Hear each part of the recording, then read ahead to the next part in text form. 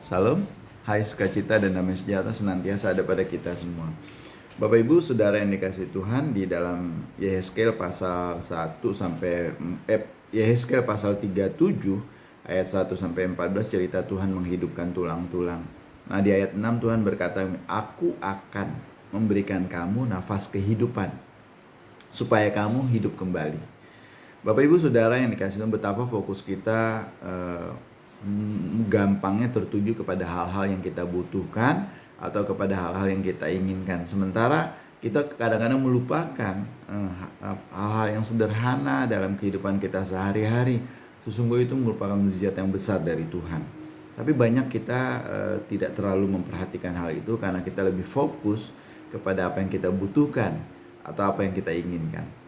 Dalam penglihatan ini Nabi Yehezkel di bacaan kita khususnya pasal 37 ayat 1 sampai 14, Tuhan menunjukkan kepada Nabi Yehezkel bahwa hanya dialah yang sanggup memberikan hidup bagi tulang-tulang waktu itu yang telah kering. Bahkan ketika tulang-tulang itu sudah ditumbuhkan Tuhan uratnya lalu dibungkus dengan kulit, tulang itu masih belum bernapas. Tulang itu masih belum hidup. Kalau Bapak Ibu baca di ayat 8-nya. Lalu Yehezkel 37 ayat 10, Tuhan menghembuskan napas barulah hidup. Baru setelah Tuhan memberi napas mereka dapat hidup kembali. Penglihatan yang digambarkan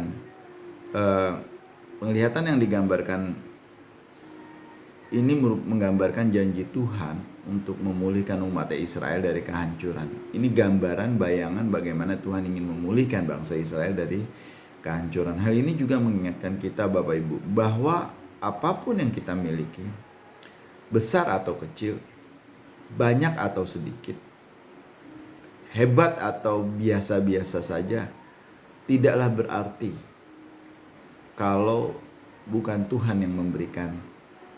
Bahkan kalau bukan Tuhan yang menambahkan nafasnya di dalam hal itu. Mari kita mau belajar, saudaraku, untuk senantiasa mengucap syukur kepada Tuhan untuk berkat-berkat sederhana dalam hidup yang kita miliki saat ini.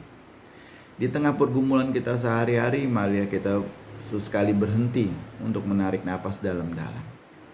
Di tengah kegalauan saudara, di tengah kekecewaan saudara, di tengah kekhawatiran saudara, bahkan di tengah-tengah kemarahan saudara, berhentilah sejenak dan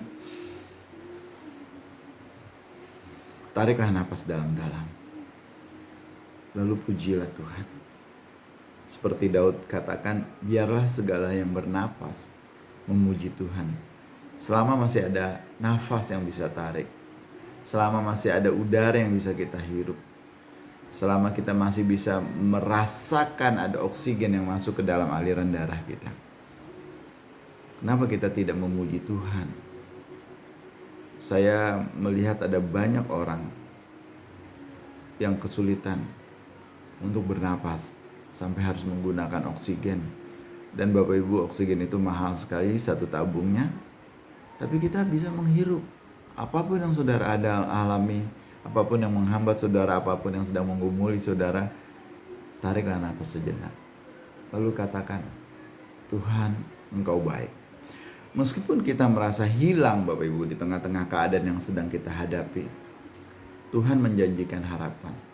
Tuhan berjanji untuk menerangi jalan di hadapan kita, serta memperlihatkan kepada kita jalan keluar dari kegelapan.